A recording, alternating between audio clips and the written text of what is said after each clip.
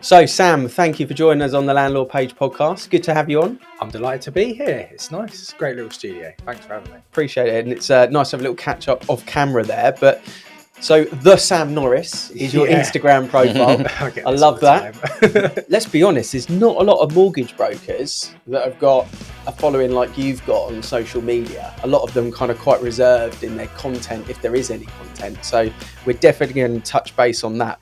Social media has changed a little bit in terms of the message that it's maybe sending to the new property investor community now, which has changed from the one we're coming out of, which was the very sort of course driven, anyone can do this, financial freedom crap, to it's hard but worth it.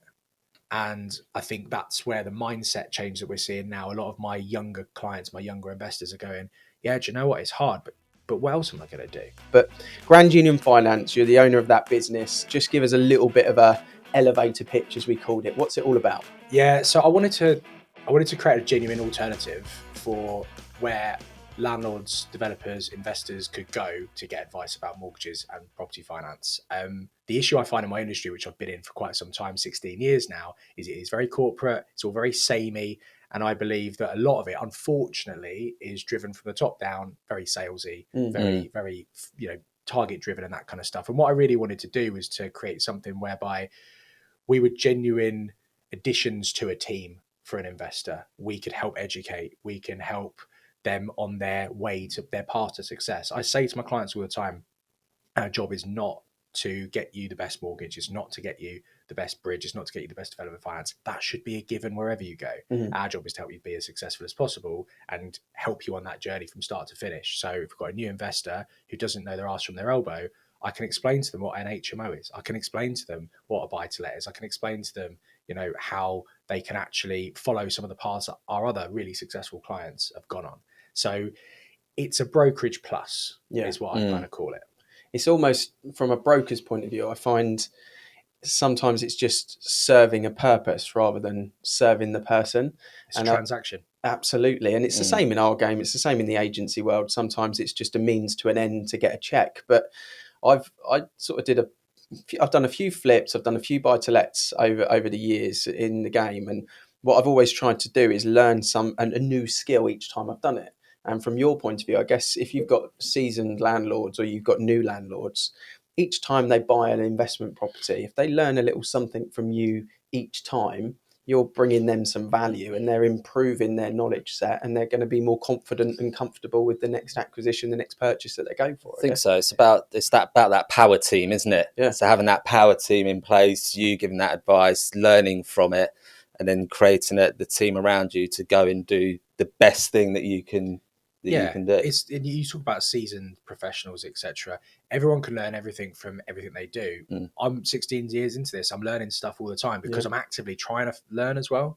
I'm actively speaking to new lenders I've never spoken to before, new lenders in the market, understanding how they work, speaking to my clients about actually the strategies that they're employing so that I can then pass that information on to other clients. I put my clients together sometimes and say, look, so-and-so doesn't do mentorship, but I'm sure she wouldn't mind, half an hour to an hour on a Zoom call with you to explain a little bit more detail about what she does. And I'm happy to jump on that too. And so we're actually trying to really sort of create almost a bit of a community as well of our clients. We have, we've got some really cracking clients. I'm very proud of the people that call us their broker. I'm proud of my team and we're all, a big team together. And so the way I see it is, we are doing multiple transactions at any one time, sometimes more with one client than another, but it's a bigger picture thing. So we're not just looking at that, you need a bridging loan to purchase this HMO conversion. It's where does that one transaction fit into your massive plan? And how do we facilitate that? And how can we make sure that fits in? And how can we utilize the best people in our team? Because I'm the MD, I'm a broker. I still do brokering, although how much longer that will carry on for, I'm not sure, because running a business takes up a lot of time, as you know. But we've got cracking people in our team, and it's about going, right, okay, for this particular transaction, I might not actually be the best broker for that transaction. So somebody else can come in and be the broker. We've got a case manager that will cover that. We have our operations manager who will just oversee things. So we kind of like create pods for every transaction. So every client within the business knows they have access to me. That might become more difficult over time, but at the moment that's the case. And I think that's really important. I can sit there and use my experience the best way I can, which is to actually get on the phone to clients and just have a chat. Yeah. And it's not I'm doing a fact find or I'm doing this. We're just having a chat. We're talking strategy. And then it's right. Actually, do you know what? We need to refinance that property. Let me get Chanel in, who's one of our brokers, on a Zoom call. We'll go through the stuff, and then she'll go off and find the best mortgage with my guidance. Yeah, because she might be a specialist in refinancing, for example. Exactly. Well, she does all our residential stuff because I haven't touched a residential mortgage in quite some time through design. Let's talk about buy-to-lets. Let's talk about investing, and let's talk about kind of your clients that are property investors, because if we look at things over the last couple of years, it's become harder and harder, hasn't it, to become a landlord? It's been made very challenging by various government-related things that have come into play, thinking all the way back to the 3% stamp duty, when that came in a few years back. And we have seen probably 2 to 1, 2 exits to 1 intro from a landlord point of view across the market. The pot of landlord properties available to let for tenants is reducing, and therefore rents are going through the roof. But what are the trends and what are the conversations you're having with active landlords, in 2023 so far? Yeah, I think it's a real mixed bag, because you're right. There are a lot of people that are exiting at the moment, and for them, that is the right decision. A lot of the people I think are exiting because that was kind of going to be their plan at some point anyway. And they've reached a point where they don't want to go through another recession. They've been through probably 2 or 3 recessions already. I know I've been through a recession in this business, and I know what it's like. It's really, really tough. This recession isn't like the last one. It's actually a better recession in my view. But you're getting those types of people that are like, yeah, we can't go through this again.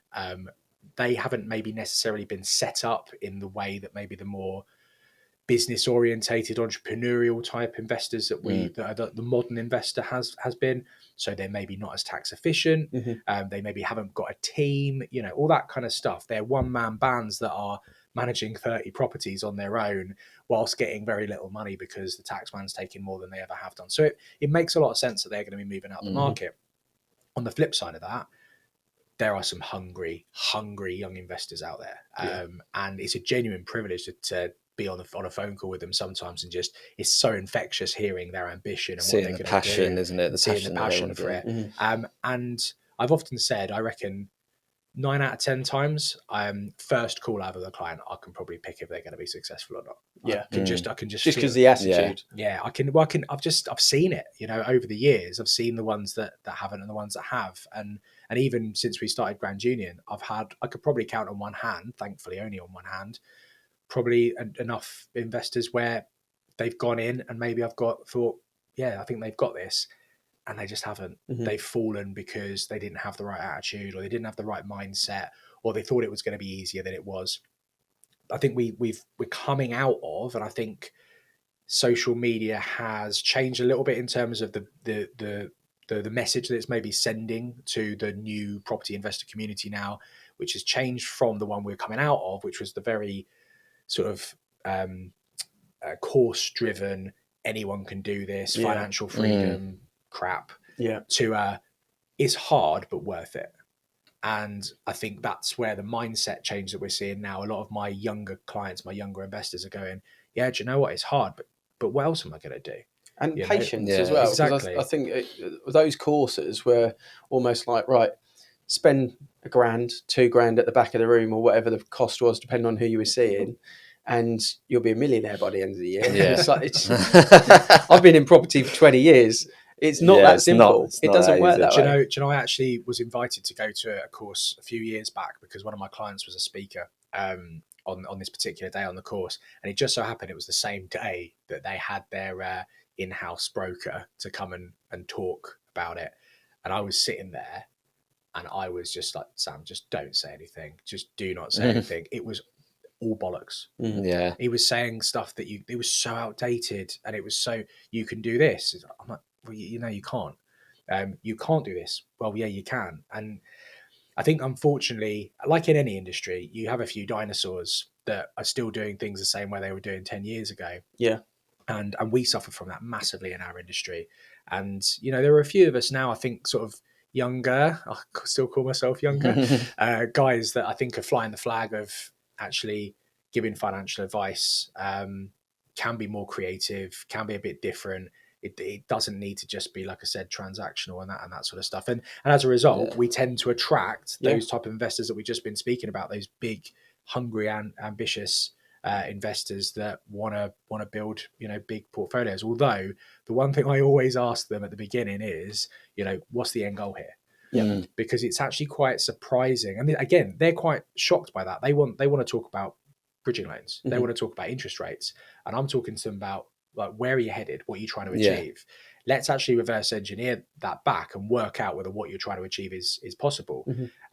And the first call, a lot of the time we have, it's almost like I'm being a mentor. I mean, I currently, right this very second, own 0 properties. Because I don't want to right now, because my sole focus is on building Grand Union and a couple of other business interests that I've got. I genuinely don't have the time for it. It will become part of the wider plan.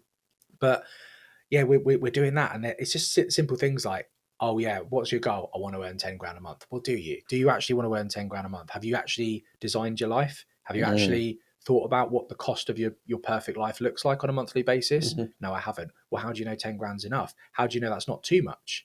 You might only, I did it recently. I did my little dream life, and even to the point where I called a Tesla garage to find out what a lease on a Tesla would be, because that's the car I want to get. And you find out all that stuff. And I worked out that actually to have my dream life right now would cost me about 6.5 grand. I could pretty much do that now. Like, if I decided to pay myself a decent amount from the company. So it's stuff like that I try and, again, coming back to what I said before, try and add those things into what we're discussing with our clients. Because the thing is, actually, if we're doing that, they become better clients, they become more focused.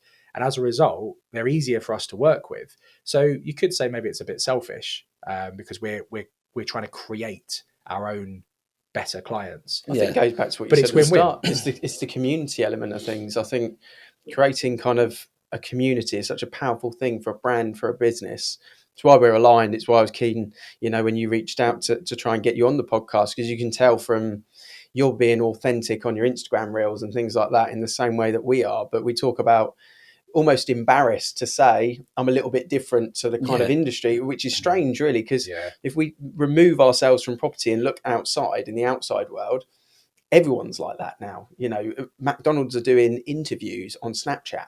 That's how they're bringing because that's the Gen Z, that's the way they want to interact. So they do a Snapchat video with the McDonald's hat for an interview. They're not sending a CV. Who the hell fills out a CV anymore? Well, do you know what? The world's evolved, but our industry hasn't. So I actually put a job spec on LinkedIn fairly recently for new brokers to come in. Very, very specific about the kind of company we are. So I was saying, look, if you want a corporate mortgage broker job, don't bother. But the first thing I always do when whoever it is, even if I don't think they quite fit the bill in terms of their CV or whatever, I always get them to send me a 1-minute video just talking about themselves and why they'd be a great fit for our company. Because you can then see whether, because anyone that comes into the company has got to be good on socials or be okay with the prospect of being good on socials, being quite interested in it and wanting to contribite. So a lot of people are scared of the camera, but once you press play, a lot of people are just really authentic and actually they might be sweating they might be doing it, but they'll get through it. Well. And some people just a couple of people who actually on paper their CV looks amazing, they've answered all the questions correctly, and then they say, oh no, I don't want to do that. All right, bye then, sorry. Like that's a prerequisite. If you can't do it, then we are a company at the moment. The stuff that we're doing on socials is very heavy on me, and I don't want that. We have Zoom meetings all the time with the whole team, and I'm like, guys, I want to show you off more. Like, I'm so proud of what you do on a day-to-day basis. I need everyone else in the whole world to see this as well.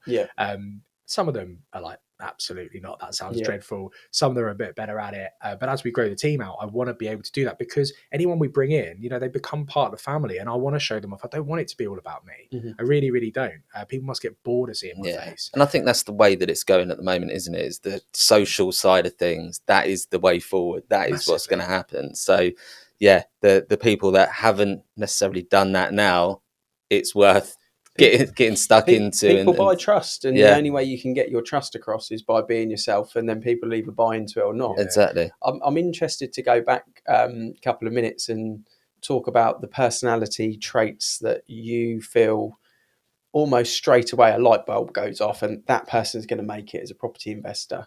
What are those personality traits that you're seeing or hearing in those conversations? Yeah, clear objectives is a massive one. If someone's been a bit wishy-washy, oh yeah, I just want to get into property. Well, that's not a goal. That's not a goal. You're already in it because we're having a discussion, but you haven't achieved anything. So what are you trying to achieve? So having a clear goal. My best clients that when my phone rings, I pick up are the ones that are organized, clear in what they're trying to achieve. They've got a genuine like reason for doing it. A lot of my clients, it's not necessarily just purely led on I want to be rich or this, that, and the other. I've got one client that wants to achieve a certain amount of monthly turnover so that they can start a charity and not have to worry about taking an income from that charity. I've got others that are big in social care, and actually building their portfolio allows them to help people that are in need because they're going to rent those or lease those properties to social housing providers. Yeah. So having those types of objectives as well, not just having your, oh, I just want to, property's going to be my pension. Yeah, great. Okay, let's break that down a little bit more. So having those clear objectives, being really focused, being organized, or having somebody around them that is just so important. And also, this is also, whenever I say this, I always think people are just listening to this going, oh, but of course you're a mortgage broker, you're going to say this.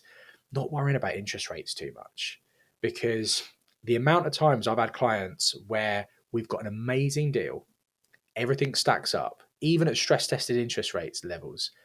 And I've turned around to them and gone, well, look, if you want to get the cheapest rates on the market, we can't raise to 75% or something like that. So we can't pull out the money or whatever, but we can get it on these rates. Yeah, that's expensive though, isn't it? Like, it's not. It's all relative. You're still making your cash flow.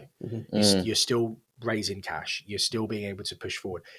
The interest rates, mortgage products, bridging, they're just tools. They're facilitators to allow you to be successful in your property, career. And the investors that get that just go with, right, Sam, what are we going to do on this bridge? Well, actually, I don't think we should go with the cheapest lender here because they're rubbish. Let's go with this lender because we can do this, this, and this. We need the flexibility for what you're trying to achieve here. Amazing. Thank you, Sam. It all fits. Great. That's such a key difference. Obviously that then does make my life easier. But at the same time, the amount of deals I've seen over the years have just fallen by the wayside because clients can't get their head around paying 0.5% more on their mortgage because they're going to be doing it in limited company rather than personal name or something stupid like that. And it's sad. It's really sad to see that because these are people that have a lot of the other traits. They haven't got that one thing that they can't get out their own way and realize that mortgage rates and interest rates and stuff, it's just a means to an end. Well, it's also, I think it's a really good point that we hear quite a lot on this podcast about having a clear target, a clear defined goal, but also having a long-term one, not just the short-term one, because that big grandeur goal that you spoke about, we had an action coach on and he's a property investor himself, but he coaches businesses and actually took a totally different stance on property investing and how to look at things from a goal point of view and forecast sheets and actually looking things, running a P&L balance like you do on your business that you're shrewd on, in the same way with your property portfolio, even if it's one property, still running the same setup. What is your cash flow?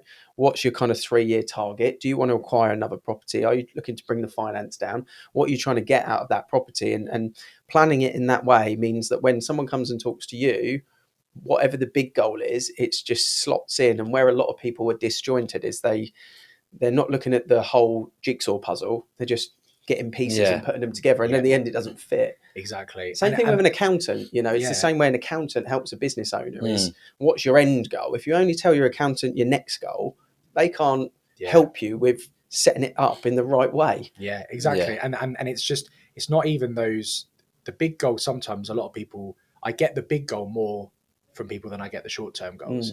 It's right. Okay. You do know where you want to get to. That's great. Like we've hit tick in the box, level 1 complete. But how are you going to get there? How are we going to reverse engineer that into smaller chunks and make them realistic as well? I remember exactly what the phrase is. Is it you overestimate what you can do in a year and underestimate what you can do in 10 or something like that? Is the phrase. Yeah. I see that so often. Yeah. You know, people going, "Oh, I want to build £1 million property portfolio." Great. Okay. Well, how are you going to do that? Well, I'm going to buy 6 properties this year. Well, you're probably not, are you? But that's okay. Buying 1 property in your first year is okay. Yeah. Buying 2 in your second is okay, because it will exponentially get easier over time. And if your goal is to achieve, let's say it was to have 10 properties in 10 years, just to make it simple, it might be that you buy 5 in the last year.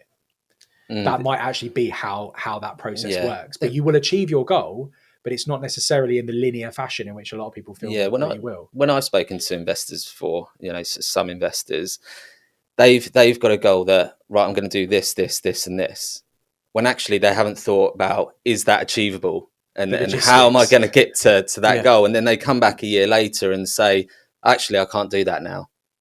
And then they go on to something else, and then they can't do that. And then they go on to something else. They haven't got that, right, what is the goal over a 10-year period? What do you want to do? You don't always have to do it right now. You do it in stages to get to that. I was at an event this week, and the guy put on stage the power of doubling, because they were talking about data, talking about growth, talking about business, just the power of doubling, not kind of going, right, I want 6, but going, I'm going to start with 1, and then I'm going to double it in a year, for example. Yeah. And in a 30-day month, from £1 by month 30, if you doubled it every day, it was like over 5 million. Yeah. And you think of it, you think, okay, well, that's crazy in itself. But if you went, right, year 1, I'm going to buy 1. And then every year I'm going to double it, because you can double it. I'm going to go to 2, to 4, to 8, to 16, to 32. I'm going to stop trying to embarrass myself with maths now. But you get the idea. You know, if you just doubled it every year, wow. I mean, so that's where it goes back to starting. And this goes back to what we were saying about those courses, where it's like, you can achieve this in a year. Well, I often say to my clients, do you want to have financial freedom, in inverted commas, in a year where you've gone hell for leather and you've bought a shed ton of properties, maybe not in the right way for your long-term objectives, just to achieve a point where you're covering what your monthly salary would be, to then give up your job to go full-time into property, and then have to take all the profits out of your property business every single month to cover your expenses? Well, what happens then? You're buggered. You effectively have to actually start from scratch. You're better off taking the slower route with a much more structured understanding of where you're trying to head to. And actually, this is massively counterproductive for me as a broker, by the way, because if I'm getting a client that says, I want to buy 6 properties this year, and I'm like, actually, you're probably better off buying 2. That's 4 deals I'm not doing with them. Of course, But I am giving them the right advice that will mean that longer term they'll be more successful. And look, some of them take my advice, some of them don't. That's their prerogative. You can lead a horse. But you've offered it. Say. Exactly. Yeah, I know. I like that. I'm big on diversifying a portfolio. I think sometimes people want to focus in one thing, and that's their goal. That works for them. So the last buy-to-let I bought was a pension buy-to-let. It was my goal was I bought it on a 19-year repayment, so that when I turned 50, that property was paid off, and it's kind of, that's a pension pot, if you like. The next 2 properties that I'm interested in looking at buying is, I want a UK-based holiday home that is cost neutralised through maybe Airbnb in it or whatever, but also that property I can make some funds out of, which facilitates cash finance to go and buy another holiday.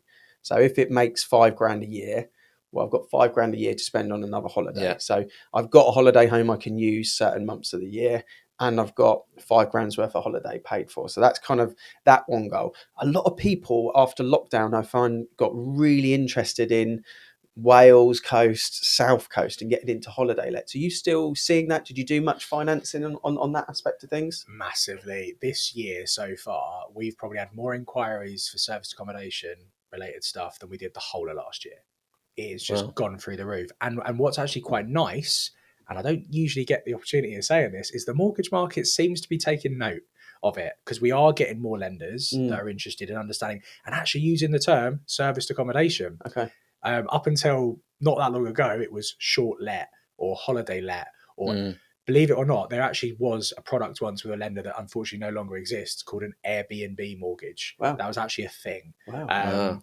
So I remember having a chat with my BDM there, and we're like, so if they wanted to rent it out through booking.com, is that okay too? Oh yeah, that's fine. Yeah, that's fine. Yeah, they can do that. Yeah, power of the brand. So I know defined a mortgage. So it's definitely going in the right direction. It needs to go a bit quicker, in my humble opinion. Are we where we need to be? No.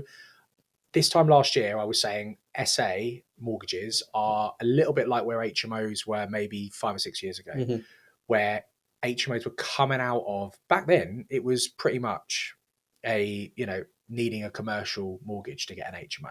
Okay. It's massively matured over that period of time. We've got loads of lenders. And even now, I mean, you can get it's going to cost you a bit, but you can get a HMO mortgage as a first time buyer now. You can actually do that. As I said, it'll cost you a bit, but it's possible. Scary that. Yeah, you couldn't do that a few years back.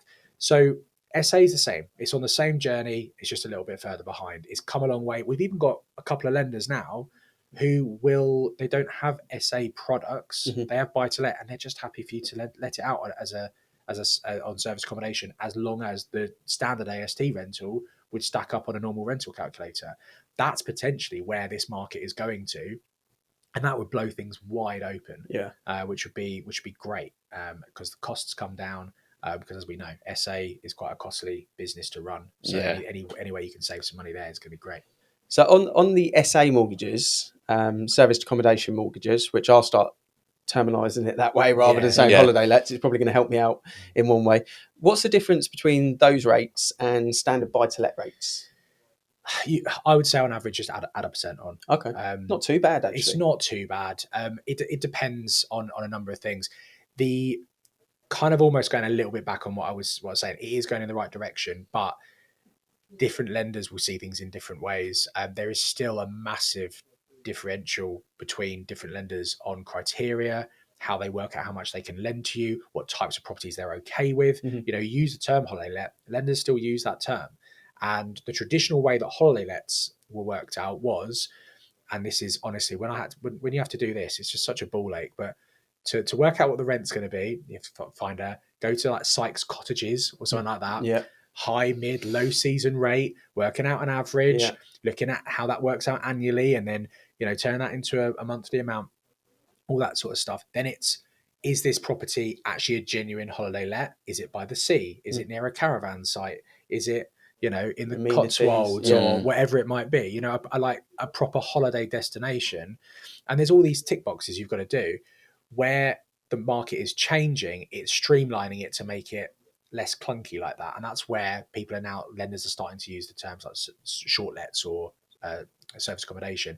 And actually, it's funny, a lot of these lenders are actually straying away from a lot of the traditional holiday areas. They want properties that are actually in areas where you could rent it out on a standard AST, because it's actually a lower risk to them. If they need to repossess, imagine if you've got a really like stereotypical holiday home, that's going to be harder to sell than a flat in Manchester. Do you know what's funny though? You say it's a ball ache. It's exactly how I did my planning. So I basically identified the 5 locations that I'd be happy to go on holiday myself first and foremost. I wanted to make sure that was okay. But then I did exactly the same thing, looked at the mid-season, out of school term stuff, kind of gambled on the fact that we're probably going to see, if we wanted to put it capacity, maybe half the year let. But if we went, actually, we'd let it out for 24 weeks of the year, for example. What does that income look like? And then worked it out from there, whether it cash flows on the end goal.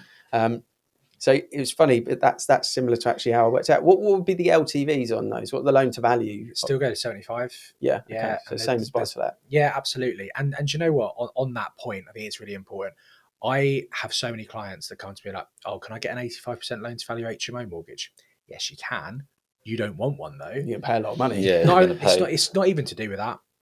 It's, as I said, a lot of my clients, a lot of brokerages out there, a lot of brokers will probably be okay with just doing those transaction, offering those advice. But actually, it's not bad advice from what they're doing, because their clients they've got maybe they'll have 2 properties. They'll have their own home and then 2 properties. That's a little pension pot. One of them might be an HMO, and that's that. And that's fine. That's absolutely fine. But when you get to 4 properties and you become a portfolio landlord now, under the newish guidelines from the PRA, lenders have now got to do a background stress test. And I know it's not an exact science, but if you're leveraged on average above 75%, chances are you're gonna fail that stress test. which then means that no matter how good the security property is that you're buying or refinancing, whatever it is, that can tick every single box. You as the investor can tick every single box, but your application will decline because you're over leveraged in the background. So, you know, when I get clients all the time, they're like, oh yeah, I want to go for an 80% on this one. I'm like, look, let's rethink this. Yeah. Which again, it goes against what a normal broker would be thinking, because the more people borrow, the more brokers earn. So if I'm telling them to borrow less, and I do this all the time as well on deals. I had a client fairly recently wanted to do like a BRR type deal, and I said to her, look, if I'm honest with you, if we do this whole, she wanted to do it basically on development finance. I was like, have you thought about maybe just doing it on a 60% bridge? Because I know you've got cash in the background, and I know that you aren't reallocating that because we've talked about it for the rest of this year. This is the only property you're buying this year. Oh yeah, I suppose I could do that. I probably lost out on a couple of grand there. Yeah. But it was so much better advice, and it would for her, it's costing her less.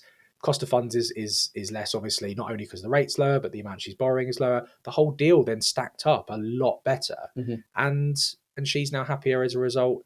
And you know, we've completed on that. She's doing the renovation.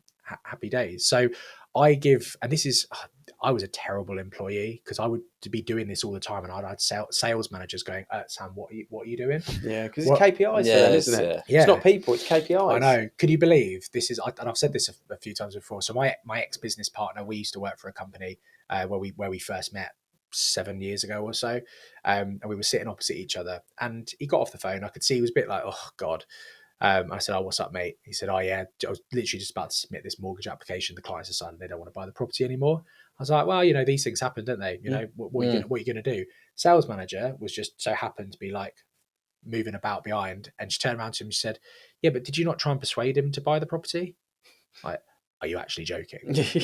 Making someone buy. I think that was my actual like reaction. And she looked at me, she gave me like the daggers, and I'm like, okay, Sam, just shut up. Just don't be the nail that sticks out. Just fly under the radar. That was always my thing. Just fly under the radar. But I think I love that. You know, we talk about it a lot here at Avocado as part of the culture is you have to be yourself. And if you're yourself, then you bring in the clients that replicate or complement you, and that's obviously what you've been doing with your business as well, and our why you're now unemployable. I'm completely unemployable. But our mantra at Grand Union is the right way is always the right way. Yeah, love that. Yeah, it's good. It's powerful. I've got one more question around auctions, because again, auctions seem to be becoming quite a trend at the moment, sort of everywhere in fact, whereas it used to be a bit of a northern thing, but it's actually just become everywhere now. And when I look at the best deals across Rightmove, and I sometimes when I'm looking on Rightmove, I sort of do the map thing so I can see where they are on the map, especially when I'm looking at the holiday lets aspect of things, because you want to be close to the coast. But auction seems to be popping at the moment, and I know we had an auctioneer on back end of 2021, and he said it was 1% of the market, and in the last 2 years it's gone to 2% of the market. So power of doubling. I would be interested to know whether that's now got to 3 or 4% of the market, or whether it will do of total transactions. But let's call it 2.5% of the market. It's a big chunk. There's a lot of opportunities for property investors. How does it work from a finance point of view? The hammer goes down. What prep work do you have to do before, and where do you need to be afterwards? It's a real tricky one, because the reality is quite a lot of work can go in beforehand, and then nothing can come of it. Yeah. And I think it's one of those where I've worked in brokerages before where we would be instructed to do as little as possible up front, because it's not a potentially good use of our time. The way I see it is, if we've got a client that's buying at auction and we go through the motions of doing everything that we need to do, if they buy the property or they win the auction, we're in a much better position to be able to actually get that done in the right time, because we're prepped. Secondly, if they don't, it's still an education process for them. It means that the next time we do it, we've got a lot of stuff already lined up. They're probably going to go in for another auction next month, or within the next month, or whatever it might be. So we're kind of prepped, and we can just readjust the figures. So the stuff that we would do is, number one, obviously a lot of the time the auctions, they're purchases where they're going to be making some kind of changes, need renovation, change of usage, whatever it might be. So we're gonna do some brief deal analysis just to make sure it stacks up, look at the return on capital invested, that kind of stuff, which is the usual thing that they're looking at. And we'll do that based on what they will come to me with what their maximum bid would be. Sometimes that will change based on the analysis that we do together, because they might turn around and go, well, actually, I was only going to buy this for 200 max, but based on this, I could probably go to 207 or something like that because it actually still works. So Gives them a mathematic clock out level. We get that nailed in. Sometimes it's lower though. Sometimes they'll be like, oh, actually, yeah, one anything above 197 just doesn't seem to make any sense. So we get that hammered in early doors. Pardon the pun. Good pun. I didn't even realise I was Authentic. doing it. Then we will going to a lender and saying a client is buying this at auction and they haven't won it yet, but these are the figures. Lender's going to turn around and be like, "Will come to us when they've won." Yeah. So we have to go. They're buying this property. This is these things. They are buying it under auction conditions. So we've got a 28-day turnaround, or we might add a couple of days on, or whatever it might be. So we just make sure that we've got lenders lined up that can instruct in legal straight away. A can instruct valuation straight away. B will take indemnity insurance if we need it to cover searches. So if new searches are needed, because invariably a lot of the legal packs are not as good as they should be at auction. That is all covered as well. So we'll get all that nailed in early doors, ready to go, and we'll have all the paperwork ready. So when I get that call, hopefully, fingers crossed, from the client saying, I've won, this is the price, I can then, if we need to adjust it with the lender, I can go back, get new heads of terms or whatever it might be, but we're pretty much ready to go. What I will generally do, and I did this last week, was so our client was actually at the auction house, and I had her on the phone. I was like, right, go and find a quiet place to sit, because we're going through the application form right now. We've done the initial heads of terms and stuff like that, but there's some bits we need to fill in. So I'm still doing that. Did she get it? Yeah. Awesome. Yeah, she did get it, thankfully. And although I've got to say, one of the worst things, and this has happened quite a few times recently, is when I get a call and it'll be, "Hi Sam, so I need to get a bridging loan." Excellent. What's the situation? Well, I won a property at auction a couple of days ago. Okay, a couple of days ago. Yeah. Actually, funny enough, so we're not too far away from Easter. So last Easter, I got a call from a client at 4:00 on the Thursday before the Easter weekend to say that he'd won a property at auction the day before on the Wednesday and needed a bridge to purchase it with. And I was like, are you joking? So it's 4:00. Now, number one, I'm already thinking probably want to head to the pub at some time soon. 4-day weekend. Yeah, 4-day weekend. Let's get it off to a good start. And then, I'm like, right, because I said to him, right, when's the deadline? And it did not take into account the 4-day weekend at all. Still 28 days. So I'm like, well, we're losing 2 days off this anyway. So we're thinking 20 working days. We're now looking at 18 working days. Actually, we've already lost one because yesterday counted. So we're down to 17 working. We're down to, what did I just say? 12, 15. Yeah, however many days I said. 17 working days. My maths obviously is as good as yours. And I'm thinking, right, okay, we need to start this yesterday. Yeah. So within an hour, I said to him that number one, we've got to take the first terms we get. Unfortunately, the position you put yourself in, you haven't really helped yourself out. So within 30 minutes, we actually had 3 sets of terms back from lenders within 30 minutes.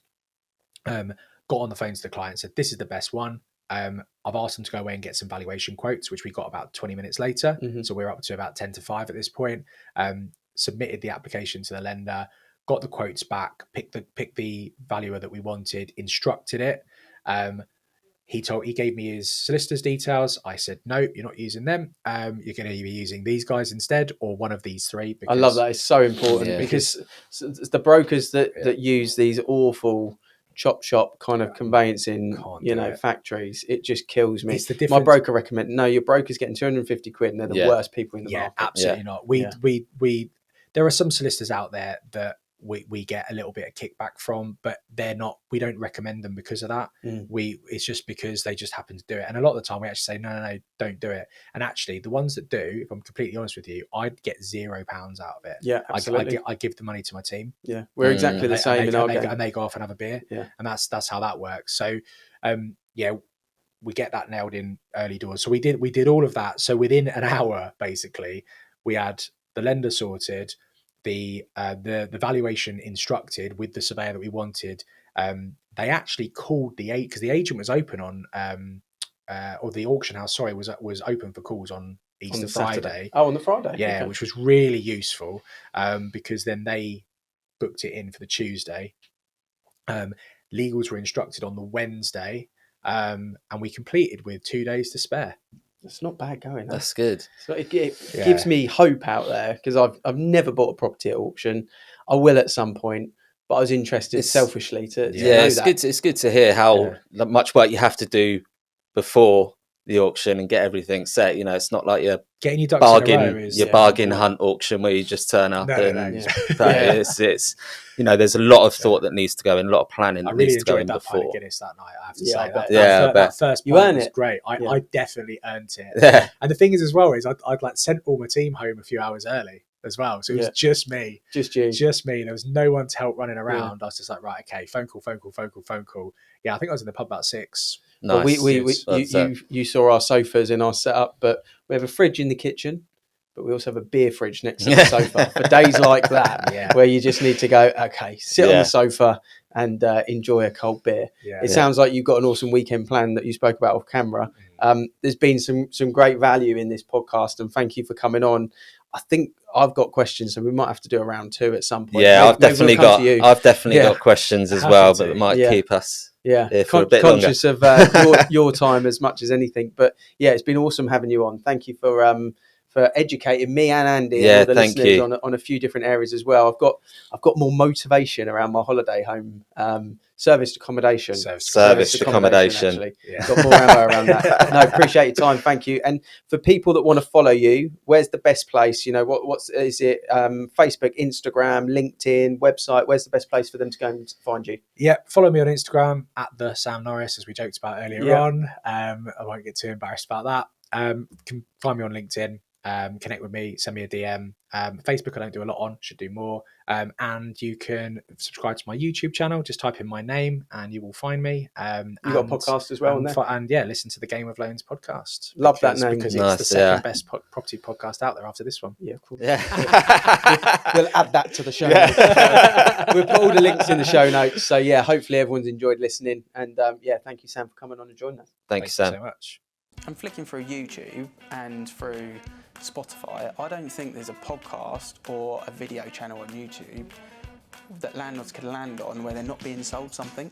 I mean, it'd be the first time any estate agents ever asked that question, but why not ask that question to a wider audience? Estate agents have the knowledge there, but they don't seem to share it. You can do different episodes based around someone that wants an exit plan or someone that's just starting their portfolio. The rules change every year, but why not just open the floor out and just say, well, is property even the best investment out there? And tax advice is a big thing, especially with everything that's changed, capital gains tax and obviously your stamp duty costs that you need to pay and whatnot. People don't realise what they need to prepare for. We build a podcast and we build a YouTube channel, somewhere that landlords can go and they feel they're not being sold to, but they're just getting quality advice.